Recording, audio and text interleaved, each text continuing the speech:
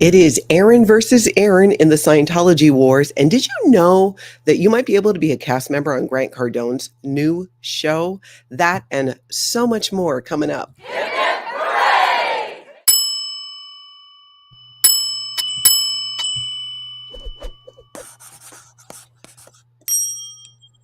Hello, everybody, and welcome. I'm Natalie, and this is Scientology Life After a Cult, where we talk about what? Scientology cult stuff. My 35 years in this cult and leaving with 3 generations of my family.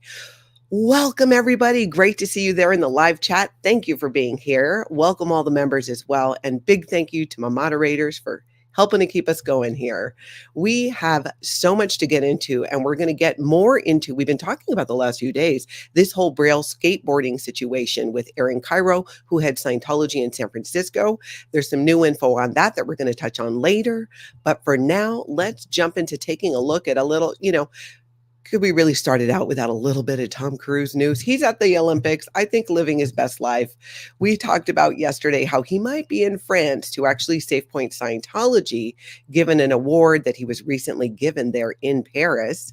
But we got a little look here at, here he is. He was at the Biles competition watching it, but the show is in the stands too, this article says. Tom Cruise, more stars attend her Olympic return. And basically it just goes into there's Tom Cruise and he took pictures with fans and everything was fine and great. So really nothing too out of pocket as far as Scientology goes, just interesting to see him out there doing his thing. But what is in the news more that's a bit more controversial when it comes to Scientology and the Cruise family is his son, Connor Cruise, and this tattoo. Have you guys heard about this tattoo? I did not hear about it, but I've seen multiple articles now about it where supposedly Connor Cruise got a tattoo and it says 1938, and 1938 is a Scientology reference. Why? Why, you ask? Wait, Natalie, didn't Dianetics come out in 1950 and that was the first start of it, and then Scientology?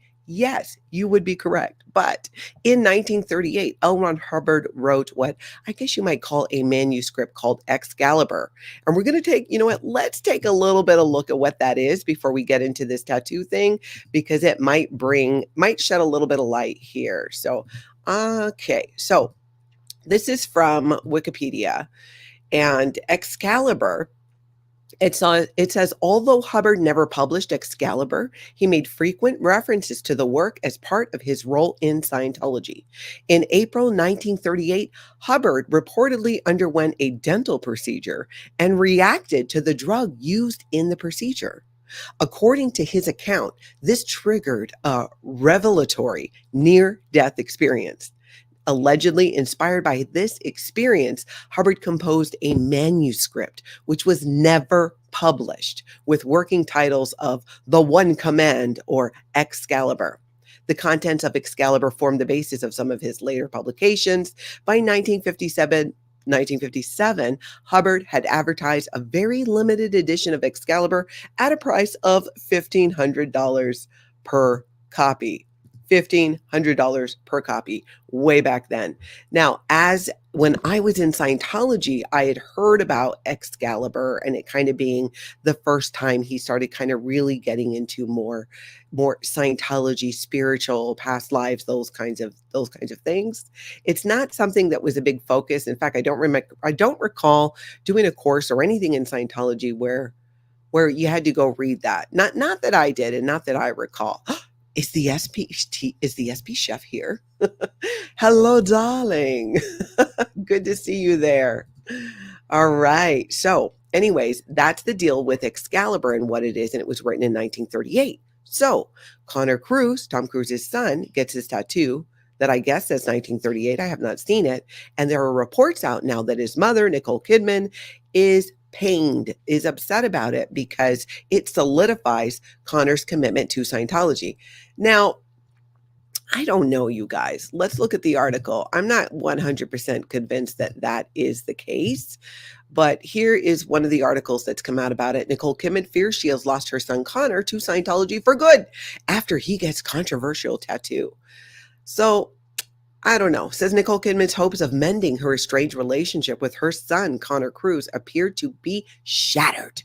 According to New Idea, the actress now fears she has lost him to Scientology for good, and any chance of reconciliation between the actress, 57, and her 29-year-old son seems unlikely. Now, I feel like it's a little bit of a stretch, and I also think it's late in the game. If you think Connor hasn't already committed to help himself to Scientology, he has. He has been right there with his dad, Tom Cruise, like every step of the way, being indoctrinated into Scientology, him and his sister since they were little. So I think the ship has sailed as far as him committing to Scientology. I think that's already been done. I don't think that, it is my opinion, that I don't think this tattoo really says anything. Is it a reference to the Excalibur manuscript written in 1938? Maybe. Here's a little bit of a complete and utter speculation and rumor that's been going on around. So this is rumor that Connor Cruz is like a prince of Scientology, some past life, very important person in Scientology who's now he's being maybe like lined up to take over. I'm not sure I believe that either, but it is an interesting rumor nonetheless. I think at the end of the day, it's just a tattoo, whether it references Excalibur or not. I don't know. If you guys have heard something different, you have thoughts on that, let me know. Tell me in the live chat. If you're on the replay, hit that like button, hit subscribe, and get in those comments. Tell me what you think. Do you think that's his way of showing dedication to Scientology? I feel like there would be more obvious ways to do it. I've known Scientologists who have gotten Scientology symbols tattooed on their body and things like that. So I don't know. I just don't know. But I'm not totally buying what, some of these articles are putting down. Now, let's talk about something I am buying. Have you guys heard? Do you know that Grant Cardone, I have not seen it yet. I got to go figure out if I have. I think it's on A&E and if I can watch it or not. So Grant Cardone, Scientologist, operating Thetan level 8 and creator of 10X, which is rumored to be a cult, and that is based on people who've left, and said that there's many Scientology similarities and tactics being used in that 10X community. So Grant Cardone has this show, The Real Estate King. So this is from his website here, and it says, The Real Estate King is coming to Atlanta. Grant Cardone wants to put you in the real estate game. And you can actually apply to be on the show. Now, anybody can apply, it looks like here. It says, do you have a great piece of real estate and need funding? Deal size, they're looking for smaller than 50 units, cash flow positive, great location, potential upside, opportunity to make some money, and be in this show, which, like I said, I think is airing on A&E. I need to go find out, see if I have A&E, like I said. If anybody has seen it, let me know in the live chat. Nancy, can you help me keep an eye out for that? If anybody has seen Real Estate King, I think it's on A&E. I'm going to look for it. I'm going to watch it. So you can apply to be on the show. So here's my idea. It's real estate, right? It's Grant Cardone. I think Aaron Smith-Levin should apply for the show.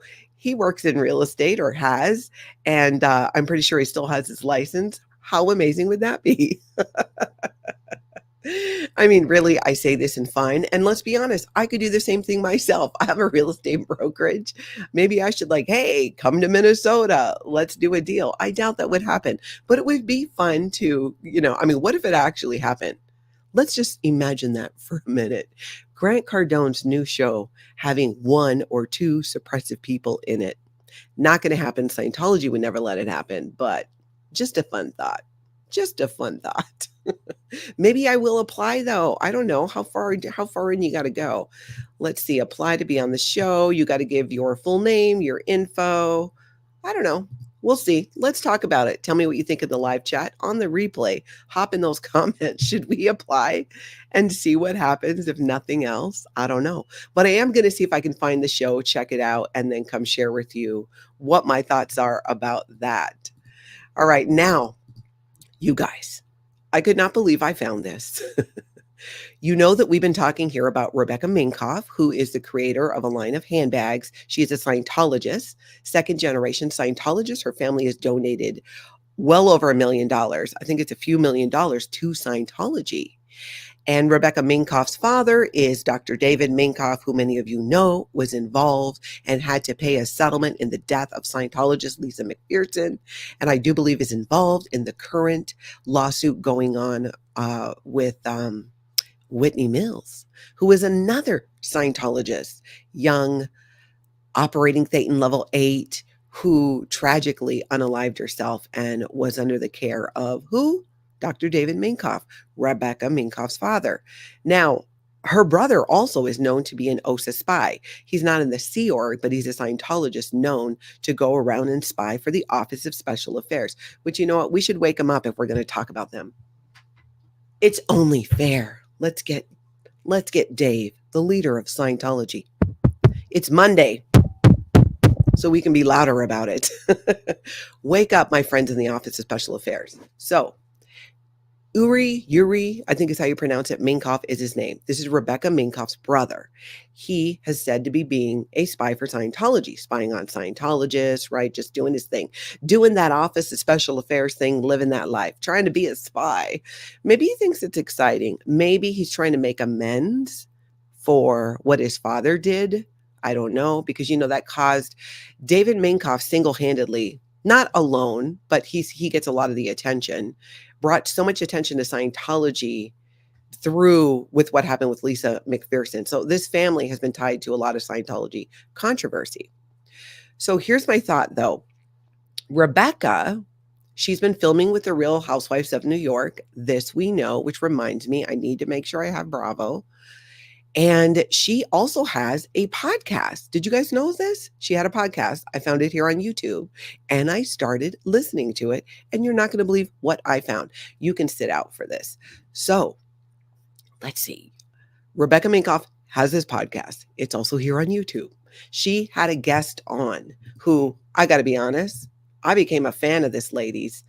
Her name is Lori Harder, I think is her last name.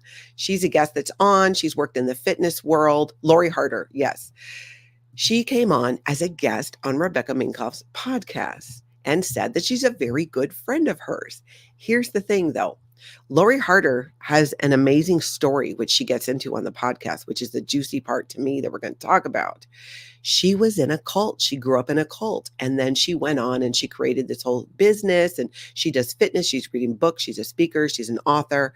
She seems like this real kick butt gal. And that's why, like I said, listening to this podcast, I'm like, dang, I want to follow you. I want to learn more about you. So, but don't worry. I'm saying I like Lori Harder. Lori. I like her. I just discovered her yesterday on Rebecca Minkoff's podcast. Here's the thing, though. I'm going to share with you a clip of what she was talking about. And you need to keep in mind, she's speaking to Rebecca Minkoff, a Scientologist, okay? A second generation Scientologist who grew up in Scientology. Keep that in mind while you listen to her tell Rebecca, who may have shared this story before. I don't know. Just keep it in mind, and we're going to talk about it. I wasn't allowed to associate with anyone outside of that religion. So when I was 18 and I decided to leave, that meant leaving literally everyone that I had ever known and ever met. And, you know, as a teenager, I also started getting like these like feelings and visions around what I wanted for my life. And at the time, you don't know what they are. Like, they're not visions. They're kind of just like daydreams. And I remember being like, oh my gosh, this feeling of I'm meant for more does not fit into my current reality, because we weren't supposed to do anything outside of like going door to door and serving God and going to church 4 times a week and doing. So are you getting what I was seeing with this? I was like, oh my gosh, is she almost like, is this girl trying to get Rebecca out of Scientology? I hope so. That's where my mind went. Now, I am a hopeless optimist, so I might be reading more into it, but continue to listen to this. All these things like that.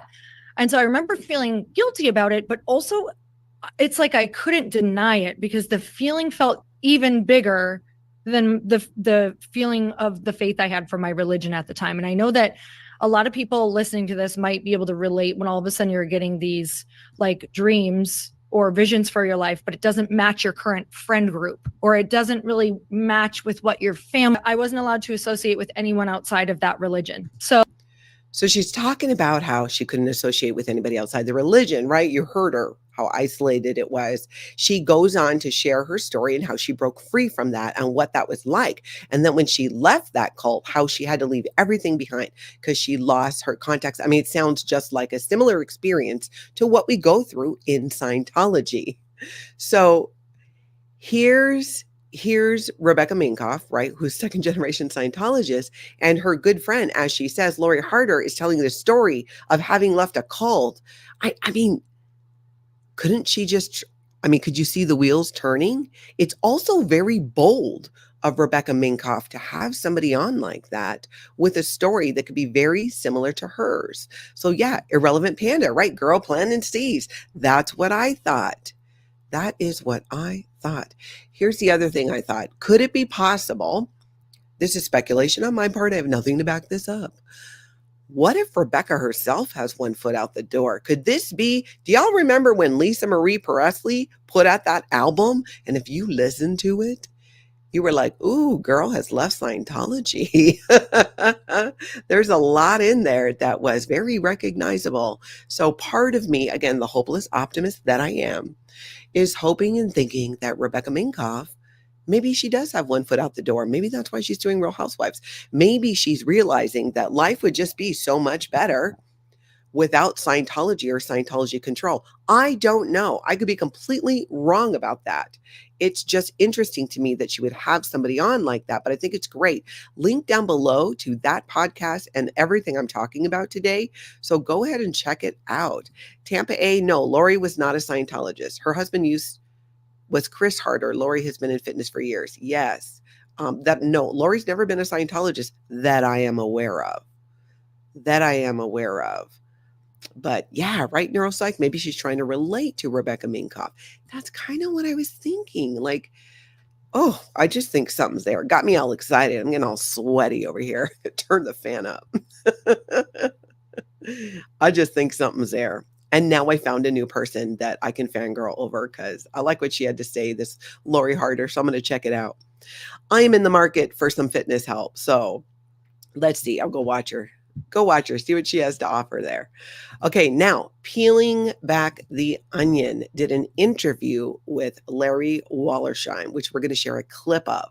This is an interesting story, and I thought I wanted to share this as well because many of you who are new to exposing Scientology and cults may not be familiar with his story. You can watch the full interview at the link down below that I have in the description of this video.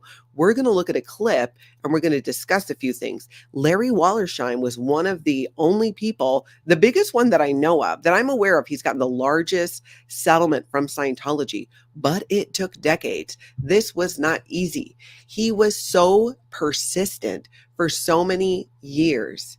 And I actually am trying to get his info because I've got some follow-up questions I would love to ask him. I would love to interview him and get more of his story. So let's take a look at this clip of a recent interview he did at Peeling Back the Onion. And he died while waiting for his liver transplant. Now, he's talking about his son. His son was, when Larry was in the Sea Org with his wife at the time, they had a son who suffered greatly at the hands of, the Sea Org, the conditions at the time. This was way back when. This was, like I said, I think it was like in the 80s. So you could have children still, your own children in the Sea Org. You could be a Sea Org member and have a baby. That all changed in, I believe it was 1986 or so, when David Miscavige was like, nah, we're not doing this anymore. And that's when things started heavily with the Sea Organization trying to coerce women.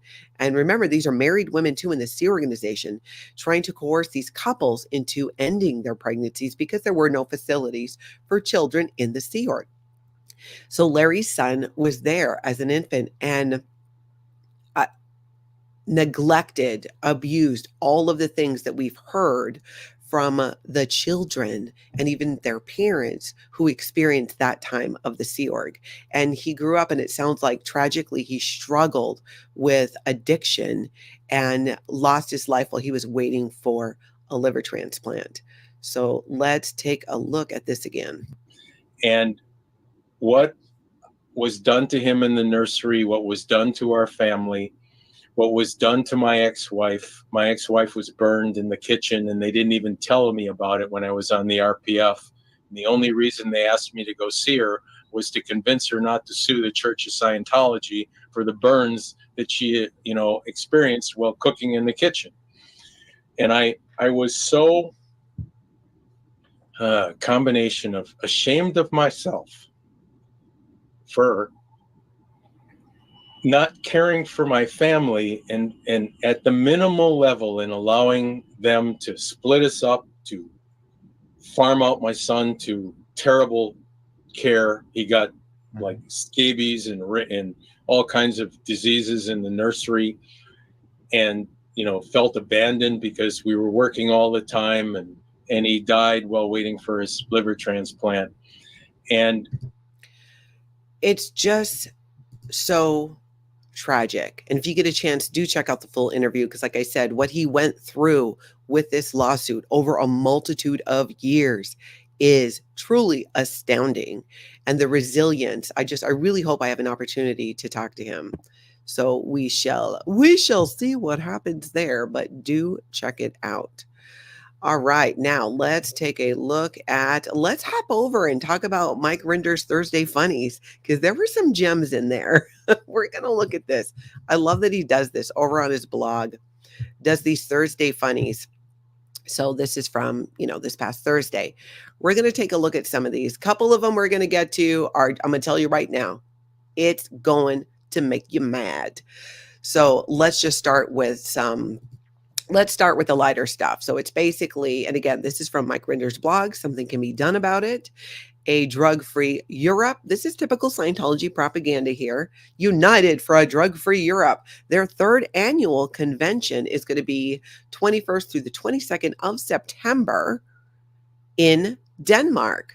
So shout out to Elron Hubbard Cult, the SP Chef, Scientology Up North, Bianca, all of the people who've been gathering in Denmark recently and protesting the third annual convention of the Foundation for a Drug-Free World, or what are they calling it? Narconon. In this case, Narconon Europe is September 21st and 22nd. So you can see more details on there. The Flag World Tour happened this past weekend in St. Hill, which here's what I found interesting. Okay, so Flag World Tour, what is that? That's Flag Clearwater. It's where the top of the Scientology bridge to total freedom is delivered, except for operating Thetan level 8, which is delivered on the ship. But sometimes when the ship is dry dock, I've heard they've done it at Flag. So this is like the top of the top. You have to be qualified as a Scientologist to get services in Clearwater at Flag. Any of my ex-Scientology friends in the chat who are not qualified for services at Flag. I became one of those, not just because I was declared a suppressive person, but prior to that, they have you can never have to have tried to unalive yourself. You could never have threatened it. You could never, they're just like all these other rules around it. So I think it's really interesting when we look at, and if you've seen videos, Cheryl Farrell, Lori Plays, Aaron at Growing Up in Scientology, Surrounded by Scientology, SPIT Clearwater, Dusty, I can go on and on and on. Many creators and live streamers have shared, you've been able to see what the Flag land base looks like, right? And we've seen it. It's nice. They're really on point with their landscaping. Their buildings are nice and all that. So this is supposed to be like the top of the top. So how does it get presented when you're doing a Flag World Tour event, right? What is the positioning there? That's what we're going to take a look at here. So let me get that pulled back up. Here's what they're doing. Flag World Tour. So that means Flag goes on this tour to all these different orgs to try and get money from people to go to Flag. And I you know what, little tidbit, I got to share this with you. The local organizations sometimes don't like it. Why? Because Flag comes in as, we are the best. We are the best Scientologists. And they want the very few public at that Scientology org to give them money to go to Flag for services. So sometimes they're like, well, give us your public you're having a hard time with, where things aren't going well. And then their solution is, you just need to pay way more money for that auditing and do it at Flag. So that becomes a solution. So the local Scientologist at the org there sometimes have a little bit of animosity because flag takes their public or takes that money that they could be spending. Like, why do you got to pay to do a purification rundown at flag or some of the lower level Scientology things you could do locally if you could do it locally? So keep that in mind. So here, Flag World Tour happened this last weekend in St. Hill. What did they do? Medieval games. I'm not even sure what that is. Maybe it involved jousting, fair rides, bumper cars, face painting, donkey rides, bubble dancer, petting zoo, bouncy castle, and falcony. So, and we know Scientology likes their bouncy castles, right? We've seen those in Los Angeles. But let's get together. Let's go to Scientology at St. Hill, at Old St. Hill, where Elron Hubbard was last running things, and let's go ride a donkey. I mean, on one hand, as an ex-Scientologist, I'm like, hey, at least they're trying to make it fun, right? That's something you could almost like, they want you to bring your kids to this event. They usually provide daycare so parents can come so they don't have the excuse, I don't have childcare, so I can't come to the event. No, they will provide that childcare for you. So yeah, medieval games. I'm like, what? Kiki, I'm interested in these medieval games. This is definitely how I join a cult. I hear you. They had me at donkey rides. I mean, all I could think of was Greece, Santorini, where you get to ride the donkey up the thing. I never did that because I'm afraid of heights and I do not trust a donkey on those roads. So anywho, that's the stuff that they were doing there in St. Hill to get people there. So this next one's just about just more Scientology training. This happened apparently in San Francisco this last weekend. FEBC is the Flag Executive Briefing Course. So let me tell you what this event was probably about. I am going to translate. So San Francisco Scientology, remember, run by Aaron Kyro of Braille Skateboarding. They had this event this weekend, Flag Executive Briefing Course Field Briefing. That means that probably people who did the Flag Executive Briefing Course at Flag are going to come talk to the public in San Francisco and do what? They're going to recruit them for staff. I am pretty sure that's what happened. Anytime you see special technical briefing or just the word briefing in Scientology, it means get out your wallet or be prepared to sign a contract. Could be a billion-year contract for the Sea Org or a 2.5 or 5 year contract to volunteer as a Scientology staff member, where we know you don't really volunteer. So that was what was happening in San Francisco. So there's this, here's where we start getting a little messy. So they're talking about the Citizens Commission on Human Rights exhibition, An Industry of Death. This is coming up August 21st through Sunday, September 1st. Now, this is in Orlando, Florida. They take this thing all over the place. And so I think there's other locations, next events, they got stuff coming up. Well, Purple Heart Day banquet. I don't know how this is tied into this, but that's basically Scientology's tour to keep people out of the hands of the evil psychiatrists, keep them away from them. That was just an event at some real estate office. I don't know why they had it there. Ooh, Friday night graduation. This happened in Melbourne. He looks happy. Looks like he's got that new operating Thetan level 8 certificate.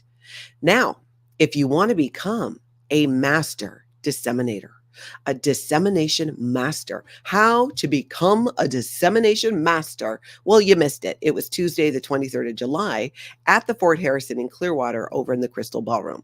Now, you might be asking, Natalie, what is a dissemination master? Well, let me tell you, pretty much nothing. They train you how to disseminate Scientology. It says it right here. It's in small print. Don't know if you can see it. How to disseminate Scientology. How to disseminate anything to anyone at any time with LRH Tech. How to handle all your communication lines in moments. How to become cause over any communication. Light refreshments and materials included. How to be cause over any communication. Oh my goodness. We just need to get Scientology security in the Office of Special Affairs and maybe all Scientologists to attend this, because then maybe they'll be at cause over communication. If people are out there live streaming, they might, I don't know, be able to communicate about it. Maybe they should be there. So this guy is unleashing his power as a being. That already happened. That was in Tampa. Brisbane, they had some stuff going on. A field briefing. So you know what that means? Anytime you can make a drinking game out of it if you want in Scientology.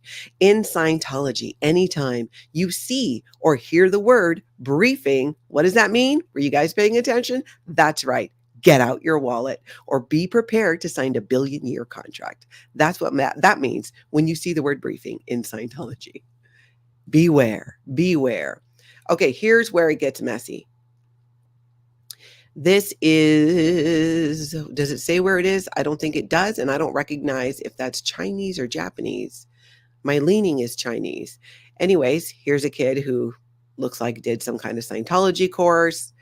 This is from a Scientology field staff member group where it's a success story for this child, Braden, who did some Scientology grades. These are just steps on their bridge to total freedom.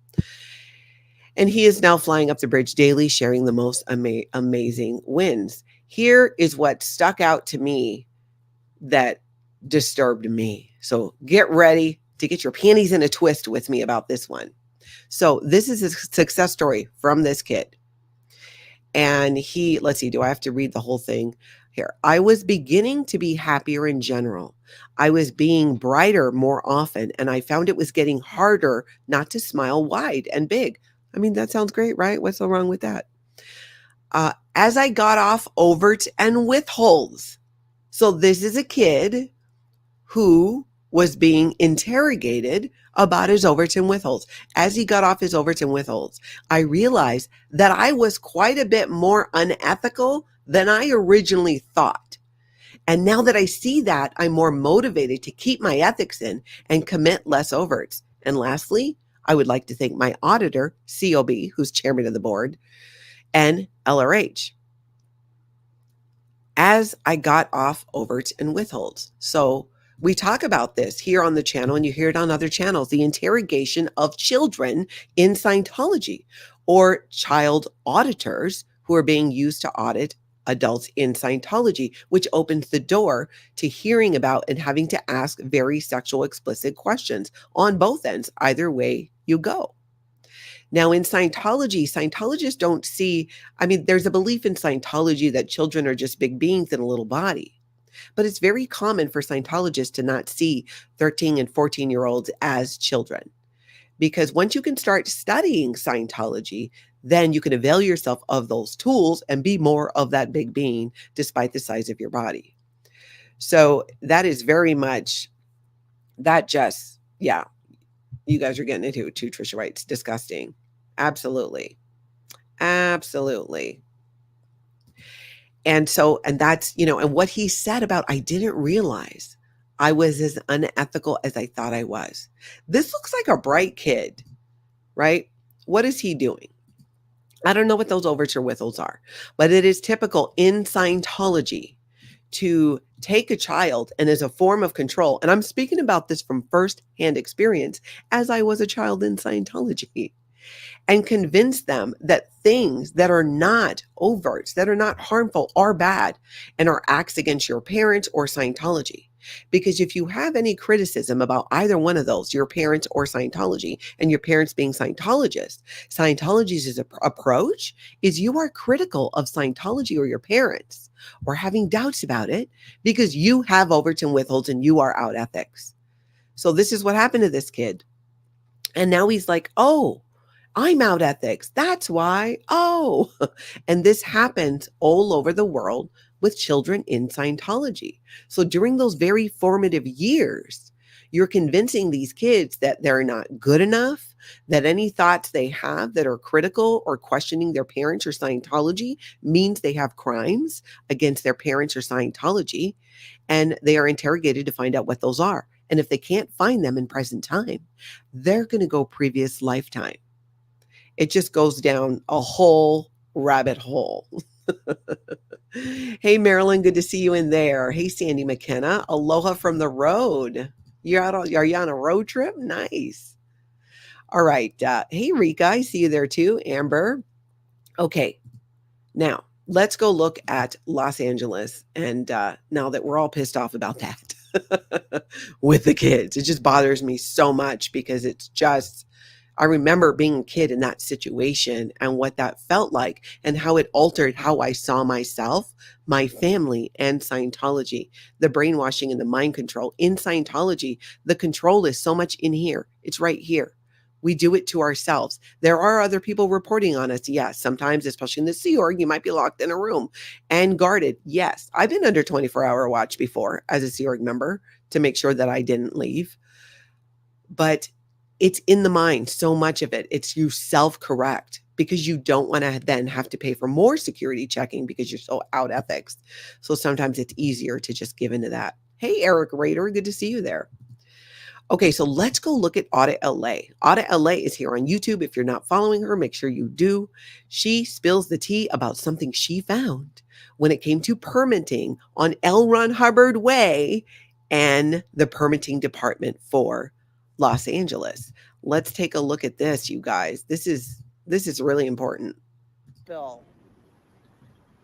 One of the vendors admitted that they wanted to have their event in a park, and that would cost $5,000. But somebody from the city, I'm assuming in permits, told them to get in contact with the Church of Scientology because they are able to get permits through quickly, and it only costs $2,000. So yes, we found out that they have somebody on the inside of permitting that is steering people, steering vendors, steering organizations that want events to this location. So yeah, so Scientology has people on the inside somewhere in the permitting department, and they are bringing the people that have. Yeah, bringing them. We can get you a permit quick if you do it on Elron Hubbard Way, which I'm sure Scientology's like, yes, bring the people, bring the people. Because what? One, they get to shut down the street, which makes them feel better, I guess, even though it doesn't stop the live streaming and protesting going on. It does not. But how about that? That was very, very interesting. And Audit LA, I mean, she goes to the meetings. She reaches out to the city. So she knows what she's talking about there. Definitely give her a subscribe if you're not already following her. Link down below. All right, where are we at now? Let's go to Michigan. Guess who was in Michigan? Nance Drew and some other people we're going to take a look at. Nance Drew was there, Corn Freak, and our very own Dip Me in Glitter, who is celebrating our birthday. She's a mod here on the channel. Happy birthday, by the way, Dip Me in Glitter. Let's take a look at what was happening there. Nance Drew shares some chalk tech that was going on. For freedom from control, and again, this is in Michigan at the site of what will be their new ideal Scientology organization. They have the building. They still need to renovate it. Child auditing, truth in advertising, revoke Scientology's tax-exempt status, stop scamming your own community, using free personality tests, stop calling human beings fresh meat, stop denying your members modern medicine, pay Sea Org a living wage, not $47 a week, stop fair gaming, let people leave when they want to, stop family disconnection, only state accredited K through 12 education for. Just fantastic that they were out there together. And let's take a little look here too. I think we got even a little clip of our very own Dip Me in Glitter there. Can you get in there? With the South Park character. All right, I'll have to screenshot this. Happy birthday, Dip! Battle Creek! Woo! Love that. Absolutely love that. Love her help here on the channel. Great to see her out there protesting and meeting up with other people as well. I love that. Hey, Windy City Dayton Watch, I see you there. Okay, now let's go to Utah, where B-Ball Chick was there in Utah and had a conversation with a child who feels that that child is an adult. And you can hear some of the child off camera, but B-Ball pretty much fills us in on what's happening. Let's take a look. Your families love you.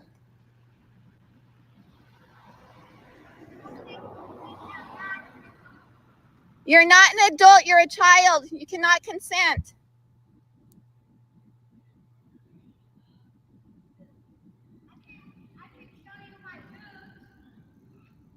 Yeah. Not until you're 18. SPTV Foundation can help. Oh, he's just got in trouble for talking to me. Yep, somebody, of course, then came out to talk to him, but that was definitely the voice of a child.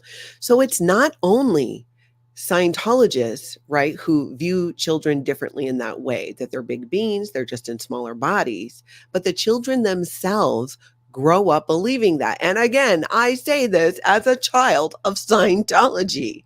I grew up believing that I didn't have different responsibilities, that the fate of the planet, the clearing of the planet was still my responsibility. And that is what I was indoctrinated with as I was growing up. And that's why it was so easy to convince me to drop out of high school after 2 years to join staff and work for Scientology. Because my whole life, that is like, you're leading to that. Things have changed thanks to the internet and social media, where some younger second generation, third generation Scientologists aren't falling for it because they're learning more about things about Scientology that we didn't know growing up, mostly because we didn't have the internet and a way to find those things out. And when I had decided to leave Scientology and was learning more about what was really happening from people who left Scientology and shared their stories, it really opened my eyes. And that was a big one for me. And it's something that there's a lot I need to look at growing up through a different lens now that I know I was a child. I was never supposed to be a big being in a little body. Children are children. I did not raise my kids that way as big beings in little bodies because instinctively I just knew, just like something just didn't seem right about that. Plus, I felt too, it would make them more argumentative if they were like, well, I'm an adult to them and I don't need to listen to you. I just felt it was just rife with trouble and I was not going to do that. Let's see. SPTV gaming community. Oh, and what is that channel? This is new to me. Gaming. You got to tell me more about that. How did you view children when you were in as an adult? Oh, well, I guess I just answered that. Did you look at them as adults in little bodies? Okay. Yeah. I did not look at them as adults in little bodies once I was an adult. But I remember being 15 years old, training in Los Angeles and meeting other 14, 15-year-olds. One was married. I met one girl from Australia when I was on the training program in Los Angeles. She was 15. She was married and smoked a ton of cigarettes. I think she was from Australia. I remember her. Yeah, even Amber says, thank goodness for the internet. I really thought what I was going through was just me until I found the SPTV channels. Yeah, Amber, exactly. It's so, and that is part of a driving force in my decision to come back and be vocal again about Scientology, is recognizing how much it helped me and 3 generations of my family leave Scientology. So I want to be able to do that and provide information for people never in Scientology to understand that mindset and the cult, but also the people there to know, hey, I saw what you see. Your doubts are valid. Your concerns are valid. And Scientology has no control over you beyond what you allow them to have. And that's very difficult to see and to face. But when you get to the point where you recognize that, there's nothing they can do to you. You know, you might, that's not to say that there won't be things like disconnection. It just depends on your individual situation with if you have family and or friends or work or all of that. Yep, Amy, that's a child bride. I was married at 17. Is an environment there in the Sea Org. You don't have time or the space to date, and you're not allowed. There's no premarital sex in the Sea Org. You're not allowed to touch each other in any fun way. It is very, very, very, they're very strict about that. You get sent to the Rehabilitation Project Force if you end up violating those rules. Okay, let's see here. Now, where am I at? Dallas. Hitzel was in Dallas. And you guys got to see this. Let's take a look at what happened. And when I was walking out, I asked the gentleman, can I take this magazine? He was an older gentleman, super friendly, super nice. So she went into the Dallas Scientology organization, and now she's out and she's sharing what happened when she was in there. He didn't even know what day it was, but he said, yeah. And then the other member that was there, he's like, public should not be seeing this.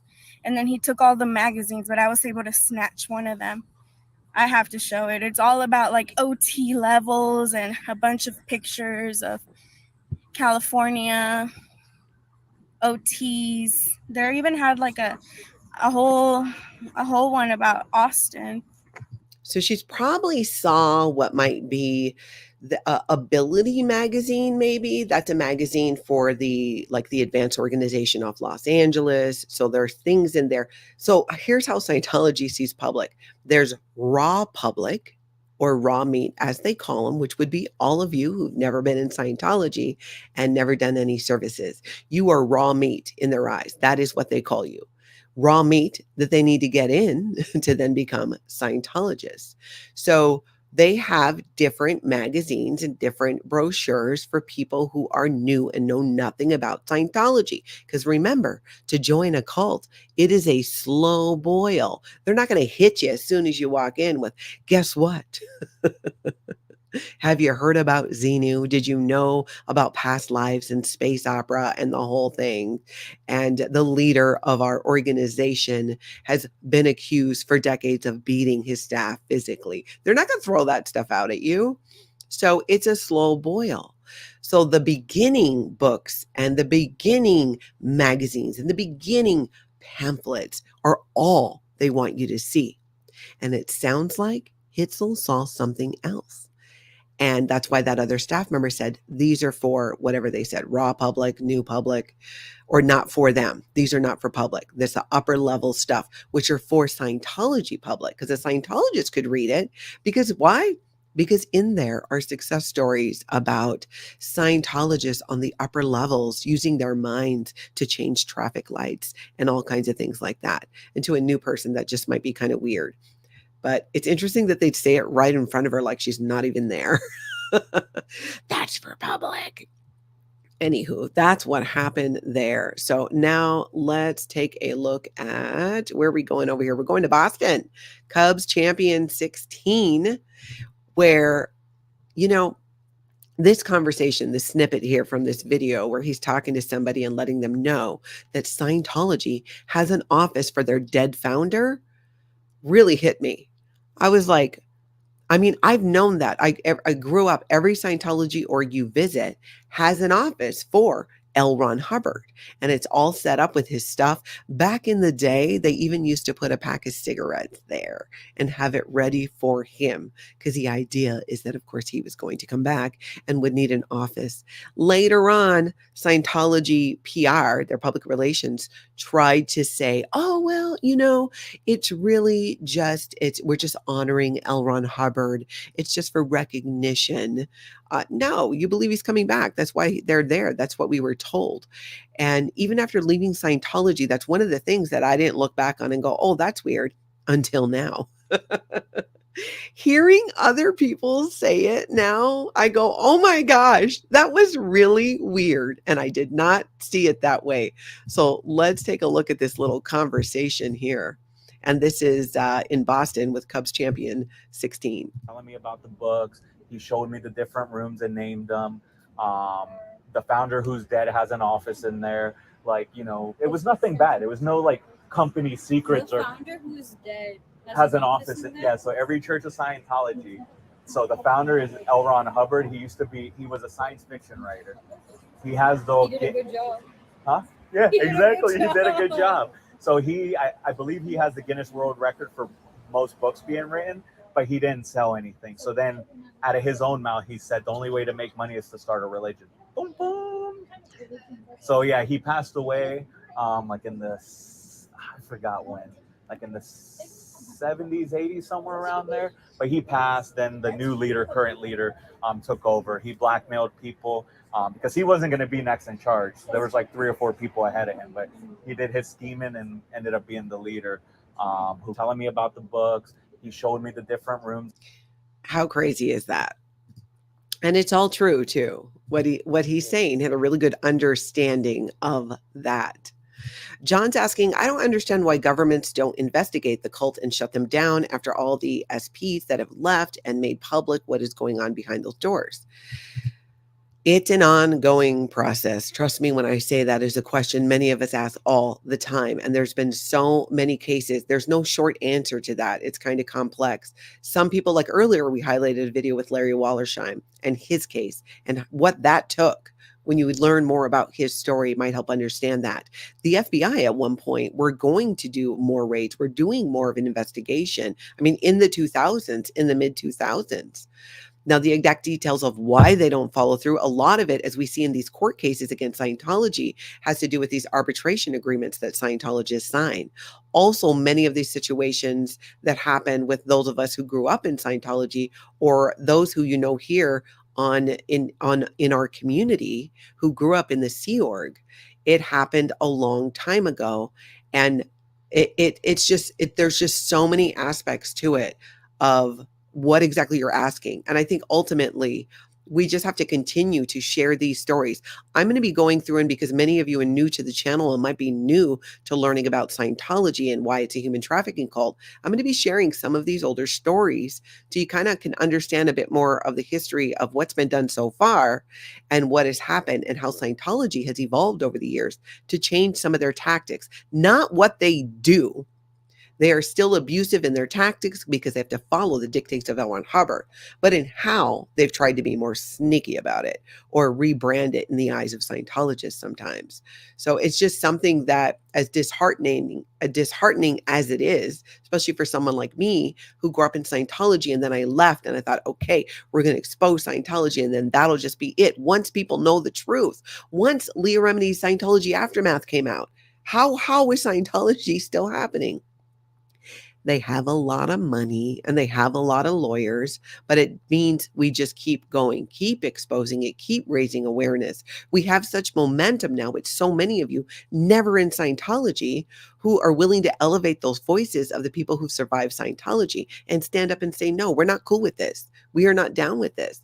And in the process, my hope is people learn more about Scientology and why it's a cult, that it raises awareness about other cults and makes it so that not just Scientology, so that young people aren't sucked into other groups and cults like that. And for many people, that conversation about what is a cult, what does it look like, are getting that introduction because of Scientology. And I'm here for that because if it can help you get out of Scientology, never get in Scientology, and avoid a cult or get out of another cult, then I'm totally here for it. Okay, let's take a look now. What is happening here? Hold on. I had an article pulled up that is now not. Oh, there we go. We're going to get into a little bit this whole Aaron Kyro thing, right? There's some information about Aaron Kyro that even I was not aware of. And I read an article yesterday that we're going to take a look at that's going to give more information. Aaron Kyro is the head of Scientology in San Francisco. He is also the head of Braille Skateboarding. They have a huge channel, a couple million subscribers here on YouTube. And if you've been watching my channel or growing up in Scientology or in the skateboarding community, they've been covering what's been happening over the last few years, since especially more recently when Aaron Kyro came back from his training at Flag to run Scientology in San Francisco. And apparently that involved running his business into the ground too. He's donated over $1 million from the business to Scientology, and recently did a video saying he had to close their warehouse where they skate, where they've done all these videos, where so many of these skaters have come together and built this brand for Braille and encouraged and taught people to embrace this whole skateboard lifestyle. And it did not go well, because he didn't let all of them know. Many of them who built this brand didn't have the opportunity to do one last skate. Now, Cairo has since come out and done an apology video about that. It didn't seem to help. If you look at the comments and the dislikes hit on that, it really didn't seem to help. But there's some additional information we're going to take a look at. I thought he was more newly on staff, Aaron Kyro, and it turns out that he's actually been on staff for a long time, which is something that I was not aware of. So let's pull this up. This is an article from The Underground Bunker by Tony Ortega. And let's see, let's make sure you guys can see it.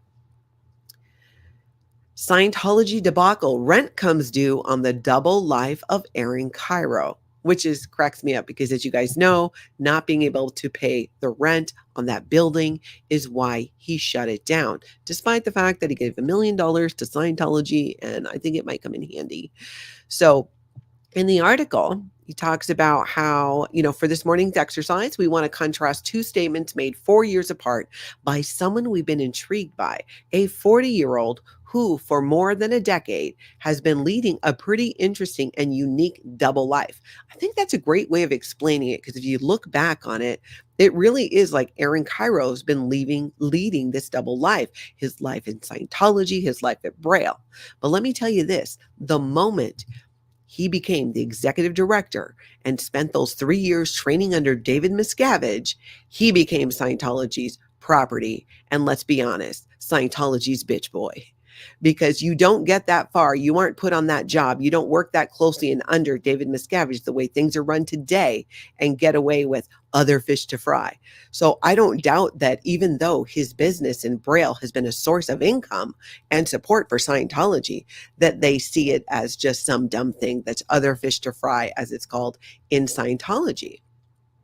All right, let's take a look. Let's look at this some more. So his name is Aaron Kyro. On the one hand, he's a 20-year staff member of Scientology San Francisco IDIL.org and a Silver Meritorious with Honors donor to the IAS, which is the International Association of Scientologists. But in his other life, he's a proprietor of Braille Skateboarding, a YouTube empire with nearly 6 million subscribers, known for its videos helping beginners learn their first kickflips and ollies. So link down below so you can see the full article. But the main part of it there that I wanted to touch on, because this is something I was not aware of, so maybe some of you were not aware of, is that Aaron Kyro, per this article, is a staff member for 20 years. So I didn't realize that then the whole time he was building this brand and doing this over here, that he was a Scientology staff member and moving up the ranks that way. So the whole double life thing makes a lot of sense. So I went ahead, have linked down below to that video. You should check it out. Let's take a look now at a video that Aaron at Growing Up in Scientology did about exactly this. That person and put them on staff in a public, high-profile position was absolute insanity. That was never going to work. And anyone in Scientology should have been able to predict that. This is why celebrities, there's a rule in Scientology. Well, there's a definition in Scientology called an honorary Sea Org member. And this is when a celebrity Scientologist says, you know what? I have a very strong purpose to help Scientology clear the earth. And I might be a famous movie star, but you know what? I want to join the Sea Org and put my shoulder to the wheel. The reason there's a definition of an honorary Sea Org member is because when a celebrity says they want to join the Sea Org, what you're supposed to tell them is, no, that's stupid. That's dumb. We don't do that. But we appreciate the origination. We appreciate the effort. And so we're going to call you an honorary Sea Org member. Now, unfortunately, there's no such definition in Scientology called an honorary staff member. So therefore, Aaron Kyro is on staff. But that is such a great point, because that's true. And I've seen this over the years, even when I was still in Scientology and even in the Sea Org, where there would be certain celebrities that showed an interest, got all gung-ho. I want to be a Sea Org member. We're told, yeah, no, you can create a better effect for Scientology. You can better put your shoulder to the wheel. You can better expand Scientology by being a celebrity, because you will reach more people. You can go out there and get the word out. And so that tended to be the way that it went. You would sometimes still get celebrities in the Sea Org. Peter Schless is who wrote On the Wings of Love. You guys remember that song? I am not going to try to sing it. Okay, maybe. On the Wings of Love. You remember that song? In the Sea Org. His wife is out, wrote a book about it. Keep an eye out for that. Oh, God, I should read her book. I don't know if I read it. I got to remember. Nancy, we got a bunch of books to order because I want to reread books that I read earlier, and I want to talk about it with you guys, because when I was reading all this stuff, remember, I've only been on YouTube since last December. I had nobody to talk to about it. No one in my family wanted to read the book. I think today they would. I think my kids, now that they're adults, would read some of them. So I want to go through some of those and we can chat about it. So very interesting. We're going to keep hearing about this whole Aaron Kyro thing. It is not slowing down. There are so many different channels here on YouTube and the skateboard community that are picking up this story and starting to gain an understanding of just how much a role Scientology played in Braille through Aaron Kyro. I mean, they pretty much like tank the whole thing. That's what I think. That's what I think. Okay, let's grab here a couple questions. Let's see. Donna says, I have friends that are really connected to old school Bones Brigade, Tony Hawk's Lands Mountain. I'm going to put some feelers out and see if anybody will put me in touch with Tony for you. Oh, cool. That'd be awesome. Would love to hear what he thinks about this. Let's see. Me and Taz, Natalie put some kind of basket behind you for when you toss little Davy. If he lands in the bucket, you win a prize. I love that. What do I win though? What would I win? Or do you guys win a prize? That would be fun. Let's see. SBTV Gaming just saying good morning, Natalie and beautiful peeps. This is a good question. Fresh out of flux. Do you think that David Miscavige wanting people to have abortions was a fear of Elron Hubbard being reborn? No, I don't. Because this is only in the Sea Organization. Outside of the Sea Organization, Scientologists can have as many kids as they want. So Elron Hubbard could have been born to any of them or even outside of Scientology. But that is an interesting way to look at it. But I'm pretty sure, he would have recognized there's just more. It's just not unlikely. That's something I want to touch on more. And I want to talk to some people who were there at the time when that rule came out. I remember when it came out, I was devastated because I was just joining the Sea Org and I had wanted to have children. And it was like, oh, now there's this rule that you can't have kids in the Sea Org. Of course, I did anyways, because I wanted to get out of the Sea Org and I wanted to have a baby. And it just killed two birds with one stone. Didn't get out of Scientology, though. Just kind of like, I should have just taken a harder running start there. That took quite a bit more. But it did happen, and that's what's important. Let's see. DJ Nico says, so briefing equals the Scientology touch the wallet assist. Yes. Reach for your wallet. Thank you. Open your wallet. Thank you. Hand me your credit cards. Thank you. Yeah, that's how that assist goes. Let's see. Andrew says, weren't we all told we are making a fuss about nothing by the Aftermath Sciento 2.0 crowd that no kids are being audited in hotel rooms? There were one or two specific individuals who felt that way. I wouldn't put a blanket statement that it was, all of the Aftermath. But there were a couple of people who felt that way. And again, sometimes, here's the thing too, everybody has a different experience in Scientology, even growing up in it, even growing up in the Sea Org. So because one person's experience went this way and in other words went completely haywire, does not mean that either one are not true. You can have different experiences in that way. So much of it depends on where you were, what org, were you in the Sea Org, were you a Scientology public growing up that way? It's very different. So it's really difficult to put a blanket statement that way. But what we do know is that children have been harmed since the inception of Scientology by Scientology practices, by Scientology rules, through the harmful practice of disconnection. It doesn't just harm children, it harms their entire families. Through the process of auditing and asking very sexually explicit questions or having the child be the auditor. Scientologists don't see children as just being children. And a lot of times, I can speak for myself as a child in Scientology, when I was a young teen, that 13, 14 age, when I first started being recruited for the Sea Organization, I think I signed my first billion-year contract when I was 13. It was something I looked at and thought, wow, there I can do what I want. I'm not seen as just a child. So there's an appeal to that too, depending on who you are as an individual. For me, as a 13-year-old, there was appeal in that I could do things and be capable and not seen only as a child. But, you know, there's multiple factors in that too that go into that. But hopefully that answers your question there. Let's see. Ooh, Hitzel says, I have video of them taking the magazines and inside. Can you send me a timestamp or a clip of that?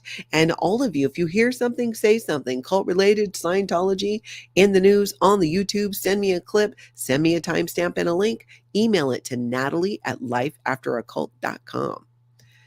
Let's see. We did that one. Me and Taz says, Natalie, have you ever watched yourself on 2x speed? LOL, I needed to catch up and it was funny. I have not, but I've heard that because sometimes I get talking in my normal speed and it's fast. And then on 2x speed, it's even more. I listen to people often on 1.5 speed. There's only a couple people I listen to on 2x speed. Some people can listen on 2x speed and duplicate and understand everything because they've been doing it for much longer, but I'm still like at the 1.5 speed. But that's funny. I got to go listen to myself that way. That cracks me up. All right, you guys, please hit that like button and subscribe if you'd like as well, or check your subscribe button. And let's see, later today, I do have another interview that I'm supposed to do. I am not saying who yet because he reschedules on me a lot. So we'll see how that goes. But when you hit subscribe, hit the notification bell. So hopefully you get a notification when I go live. I have quite a few interviews lined up this week. In fact, I think almost every day. So I'm really excited about that. So many topics. And I want to hear from you guys too. Let me know, what do you want to hear when it comes to Scientology or cults?